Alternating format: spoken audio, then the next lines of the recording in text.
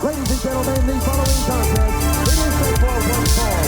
Introducing first, from Lithuania, he weighs 123 kilos, the Russian nightmare, Nikita Koloff. Welcome back to another episode, Man Up, with Nikita Koloff. Real talk with real men, with real stories. And on the show with me today, this beloved brother, man, we go back quite a few years.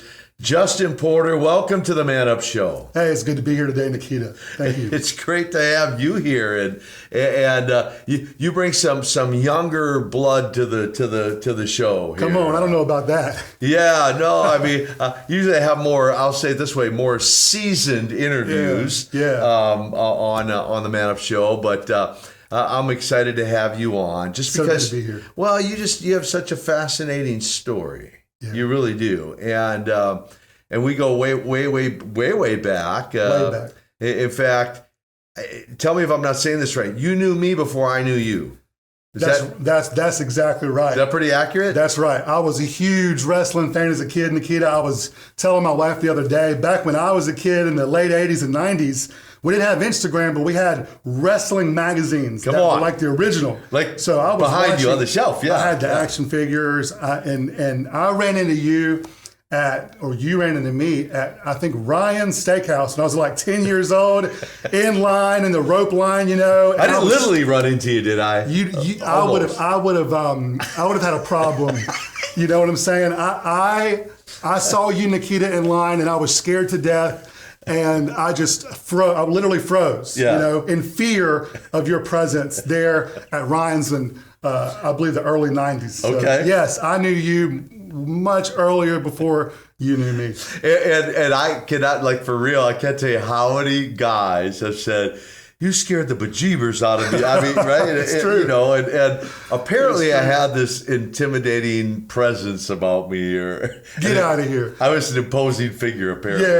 Yeah. Well, I believe you were. I think that you struck fear in the whole rope line that day at Ryan's Steakhouse in 1992. Buffet, one of my favorite places back in those days, the buffet. Because, you know, I was going to get my money's worth, you know. Must have been a cheat day or a fun day, right? I prefer to call it a treat day. Yeah, it's not a cheat There day, we go, treat day. Well, I wasn't as strict with my eating back then as I am now. I'm more serious and strict about it now. But I did watch what I ate, and I ate plenty. Especially that's why I went to the buffets, right? Yeah. But yes. Okay, so That's right. So do you have? Okay, so that's a memory. Is there a favorite actual wrestling memory, like a match? Not necessarily even of me, just a match that kind of just quickly like pops in your head. Yeah, I would say. But outside of a match, what I love going back and watching on YouTube are the interviews with you and Ivan, you coming on the scene and trash talking Ric Flair. That's my favorite all the time. Beyond the match is the, what were these, Nikita? These were like television interviews. It was like a pre-fight interview. Yes. The one that you guys were getting ready to, I think, go up on against Ric Flair has to be my all-time favorite. I mean, probably my first ever, what you might be referring to is Ivan and I, Uncle Ivan, just so you know, Uncle Ivan Koloff. We did these dungeon scenes, and where I was lifting weights, and I had a picture of Ric Flair on the heavy bag. And my finishing move, my ending move was the Russian sickle.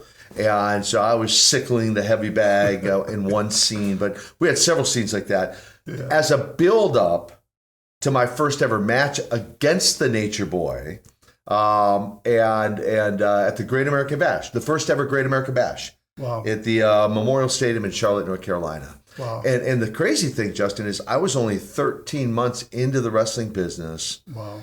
And in that short amount of time, it was a meteoric career because I had already become the world heavyweight tag team champion with Ivan, world six-man champion, and now I'm wrestling Ric Flair, the world heavyweight champion, in front of 30, 35,000, however many were there. A lot of people were there. And incredible. Yeah, it was. You bring back some great memories. So, but let's fast forward a little bit here because we had another. I'm trying to. I don't know if this encounter was before or after the Ryan Steakhouse, but Church of God in Kannapolis, which was your home church. Yeah. We I wouldn't say we met there, but there was another encounter there. Yeah. You want to tell that story briefly? Yeah, growing up at the Kannapolis Church of God, there was a revival that was going on for some time, and the church was packed.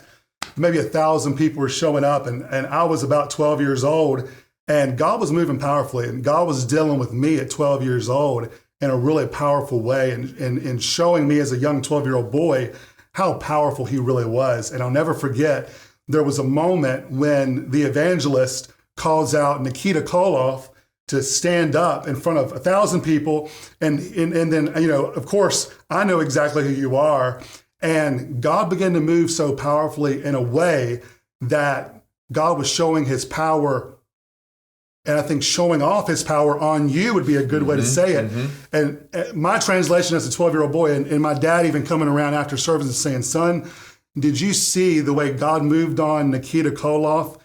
He's like the strongest man in the world, but God is so much stronger. God is above it all. And so as a 12-year-old boy, I feel so grateful to get to witness not only your humility and openness to God, your faith, but in a time when you were, I think, just transitioning out of wrestling. So here you are, this larger than life man, surrendering to this all-powerful God. And that was such a great example. It's something I held on to for years, and still to this day, just appreciate your humility and your openness to allow God to move. So it made an impression on you as a 12-year-old. And I'm doing the math in my head here, even as you're sharing that story, Justin. So clearly, the Ryan Steakhouse I would have still been in wrestling. Fast forward to the night you're referring to, which I vividly remember for myself, and I may have told you the story, but I'm sitting in the audience, and he like pauses like during his message, and he's like looking over my way, going, "Sir, I'm supposed to pray for you right now." He's like an evangelist from South Africa, right? And I'm like, "Yeah, that's right." And I'll never forget. I'm like, "Oh, that's cool. He's going to pray for somebody," and he's keep looking my way, and I'm kind of like looking around, like, who's he talking to? And he keeps repeating, sir, I'm supposed to pray for you like right now. Yeah. Like he stops his message. Yeah. And I literally, I like look back like, who's the idiot that's not responding here, right? Like for real. Right. I'm thinking, who's the moron? Respond to the guy. And when I turn back around, somehow I made eye contact. He goes, "No, you, sir." And I'm like, "Oh, I'm the idiot." I'm like, I'm the moron. I'm the moron that's not responding, right? I'm like, oh my gosh. I'm like, okay. And so I promise you, you talk about the power of God. I may have been bigger in life in your eyes and many people others, their eyes. But man, I vividly, I feel like I could have went about right here and felt my heart just sort of like pounding through. You're right, 1,000+ people. Yeah, and he's like, "No, sir, no, come down front." And I'm like, oh my gosh, I gotta like walk in front of all these people. Anyway, and that was what I would call one of a number of defining moments in my life that night when God did indeed display just how powerful he was. And as much as I thought I was powerful, how powerless I was in that moment, because the encounter that he and I had, that exchange, as I said, defining moment. I mean, it set a foundation for me moving forward, because I was only about maybe a year and a half into my journey with Jesus. So I was just a babe in Christ. Wow. Yeah. So to experience that at such a young age, and I'm spiritually speaking, at such a young age, just set the tone for the rest of my journey with him. So, okay. Wow. So you had the memory in Ryan's. Yeah. Now you had that experience at the Church of God in Kannapolis, North Carolina. That's right. But then we would really then finally kind of, if you want to say officially meet or whatever. Yeah. The next thing I know is and I didn't really know who you are at first, but you're on the platform. I used to go to, our church had this youth ministry. They partnered with LC, Yep. right? You were That's under right. kind of LC's guidance, right? And, That's right. and tutelage, if you will, or Yeah. discipling and mentoring, right? That's right. That's right. So was he like a spiritual father to you, or? Absolutely. I was 19 years old. I was trying to rap in church, and that was a little controversial. White rapper. Yeah, Come on. that's now. right. Come on. White boy Porter right Do you here. still rap? No. Oh, no. Not only for my kids. My children. Okay. I was going to have you They get a little bit in the car, and they love it, Nikita. They're like, yes, Daddy, rap some more, please. Come on, we love it. So I was going to have you give a sample, but no, we don't want to do that. Okay.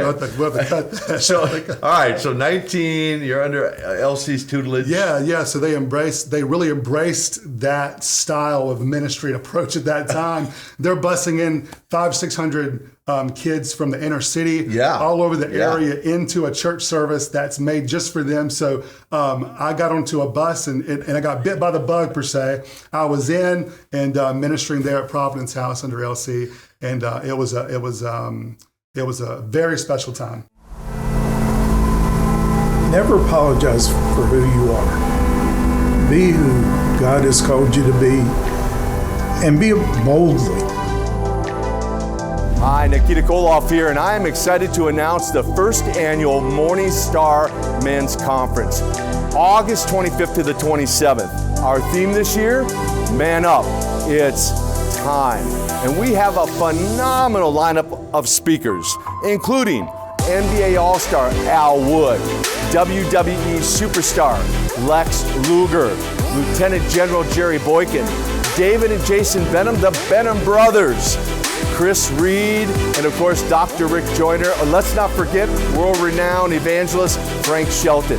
Click the link below and sign up early. You do not want to miss this event.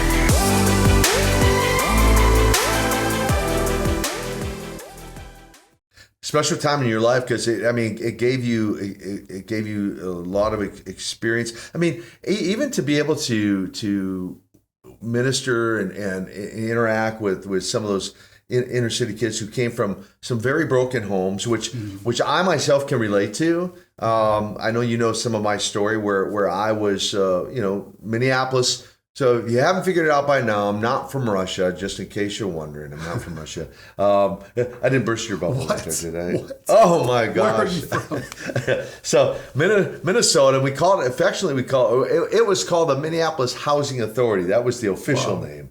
We called it the projects, the ghettos of Minneapolis is what we called it. Yeah. And so dysfunctional, broken home, youngest of four, dad leaves when I'm 3, doesn't support the family financially, so therefore we default to we're a family, a welfare. Wow. So we're a welfare family. So many of the young kids you were ministering to, I could relate to. Yeah. And I saw you, Justin, on that platform, and I would typically, if I was in town, if I wasn't traveling, every Wednesday night, Providence House, I try to just kind of stealth bomber, slide into the back, and of course, dark lighting and all that. But I try to just kind of hang in the shadows and just pray and intercede over whether you were preaching or LC was preaching or whoever might be speaking. Yeah. Just pray and intercede that those inner city kids' hearts, as hard as they probably were coming in, with that God would just, again, the power of God would just crush that heart of stone.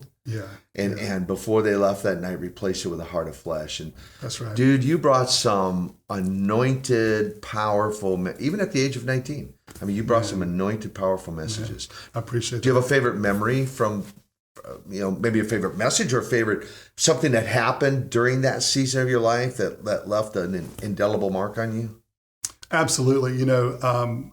I've got countless memories of kids in the altar that are putting down knives, drugs, gang red flags at the altar, and just, seeing guys that are feared in the projects where they live. We're picking them up on buses, gang leaders at the altar, and just responding to the Lord, a lot like the same way that I saw you as a child, that raw, real, just beautiful surrender. And to see these guys, right, these street kids that are like young men, really, because they're in the street, they're leaders and they have respect, surrendering to God and responding to the Holy Spirit and just responding to Him in a way that's full surrender.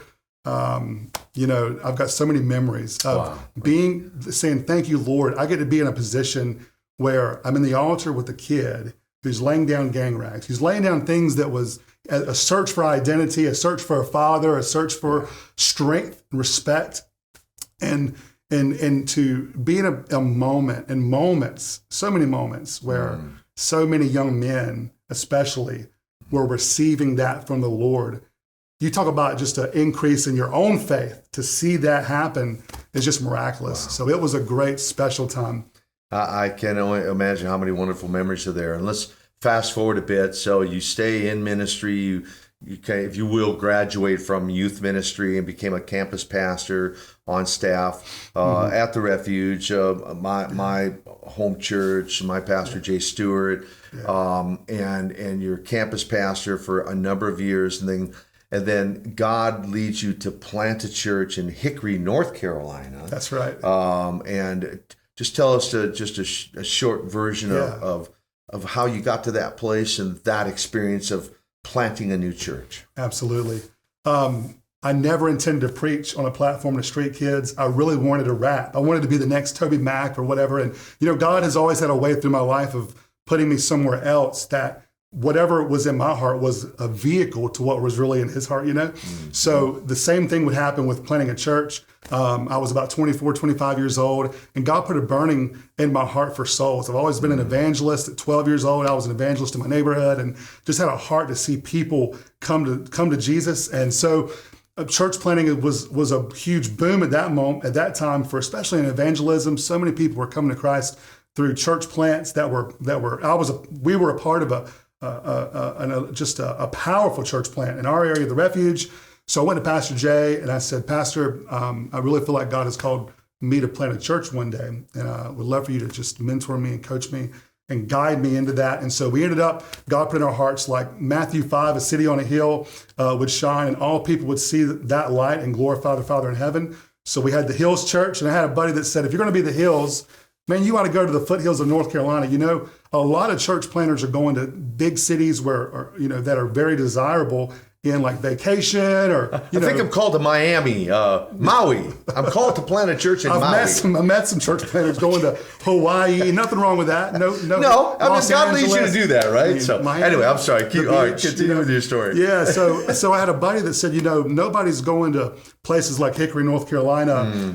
These small towns need this move of God, through church planting. So, I just sort of laughed it off, and as we continued to pray, there was a draw there where the Lord just kept speaking, and that's just been the story, is just to continue to keep that ear open to the Lord, to listen to what He says and say yes, and go and do it. So that's exactly what we did. 2014, my wife Elizabeth, our then 2-month-old Jace, and then 2-year-old Faith, on a U-Haul, moved from our home and just took that step of faith. Didn't know anyone there. We went and we saw God move. God built a team around us. God built a great church. Yep. And we saw lives transformed for 7 years there. Yeah, that's awesome. And I came up to visit one time, and certainly was blessed to be there with you and witness it firsthand. And interesting, 7 years. That's interesting because 7's the number of completion, right? That's right. I mean, God has so many interesting connections to numbers, right? That's right. 7, the year of completion. And then, of course, 8, new beginnings. And so, so the Lord, so you're a minister at heart. Yeah. What I find fascinating about your story is how God led you really out of what I would say a full-time ministry in pastoring a church. Yeah. I'll say it this way, Justin, to become a minister in the marketplace. That's right. A minister in the marketplace. And so you felt that your time with that season had come to a close, and now you're in search of what God has for you next. And for you out there viewing, I mean, this might be a very relatable story to you, whether you're in ministry, not in ministry, in the marketplace, not in the marketplace. Just one thing I picked up on what you said is you just said yes. God said, go plant the church, and you said yes. So right. There's obedience in that. So pay attention. There's obedience in that right there. When God says, go do something, delayed obedience is disobedience. Okay. That's good. So be obedient and just say yes, no matter how crazy it sounds. So God's led you into the marketplace now. You have a very thriving real estate business now. Yes. So real estate has become your ministry. Yes. Okay. Yep. Absolutely. Based in you're back in Kannapolis, North Carolina. That's right. Okay, and so that's where you're based out of. Yep. And what do you enjoy most? Two questions. What do you enjoy most about being in real estate? And how do you blend your faith? Obviously, by now people realize you're a man of deep faith, love the Lord. Yeah. How do you blend that into the marketplace for others out there in the world to see that? Yeah. And in the area of real estate? Man, my favorite thing about real estate is every day there's a new challenge, there's a new journey, and God is out in the marketplace. So my favorite thing is to see God on a site at a house, on a construction site, in an office with someone. That being new for me now.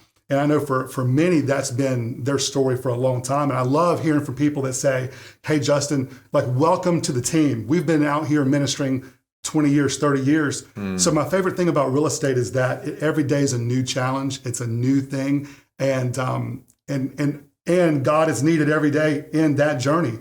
And so I think that getting to grab a hold of people and see people outside of the church, for me, for the first time in my life in this context, and to see people and realize these are God's children. And again, I've always put a heart in me for people that were far from Him. Yeah. So now to be a special agent, I call it, with a client or potential client, and see God's child, how much He loves them. Yeah.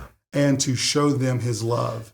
It's powerful. I love that. It is powerful. And I would kind of summarize by saying, there's more ministry, in my view, there's more ministry that takes place in the marketplace than actually takes place behind the church, within church walls or behind church doors. And so, well, this is the Man Up Show, and it's been great having you on, man. And I'm excited. Tell real quick, how can people find you in the real estate world? Yes, you can find me at my website, justinporter.tv. Remax Leading Edge, Jane Helms Group. I'm on Instagram, Facebook. Okay. Find me there, justinporter.tv. It'll take you to all those platforms. Okay. And would love to connect with you. Awesome. Man Up Show. And so I want you to take 60 seconds. Yes. Okay. I want you to look into that camera right there, Justin. And what would you say to men?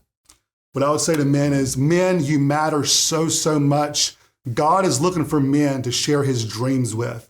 And the capacity is our faith, men. Men, wherever you are, whatever you're going through, you're being strategically positioned by God for such a time as this. And I just believe Ephesians 3:20, that He's able to do exceedingly abundantly and immeasurably more than what you could ask or imagine. And the moment you surrender to that call of God, I believe today that He's going to do beyond what you can imagine. He's already positioned you. Be encouraged, amen.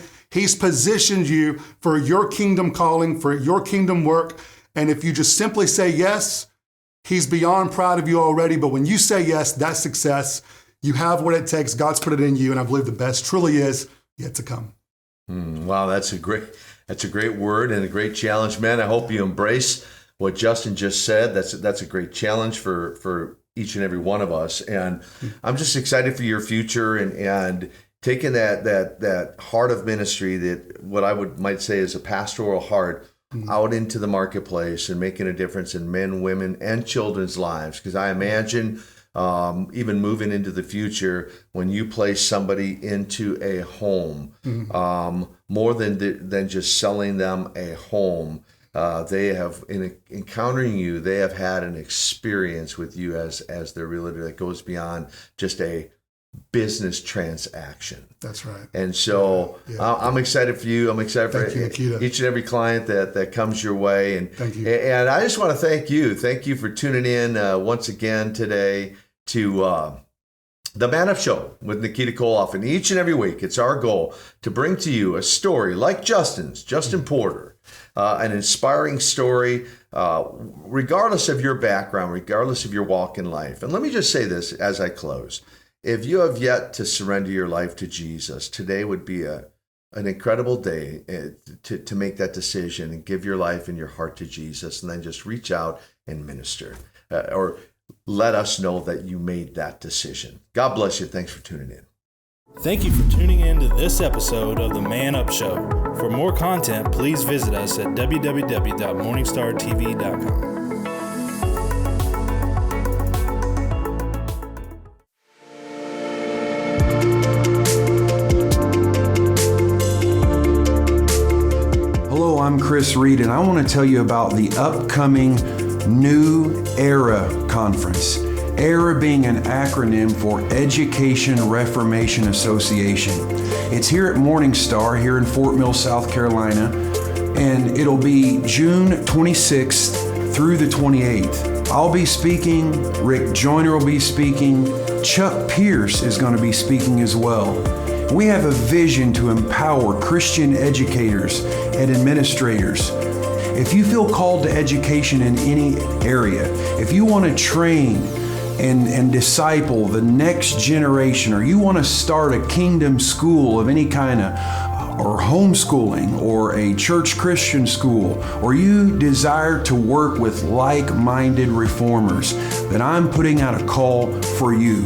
The information for this conference is at the bottom of your screen. Just go to mstarevents.com, and I really hope to see you there.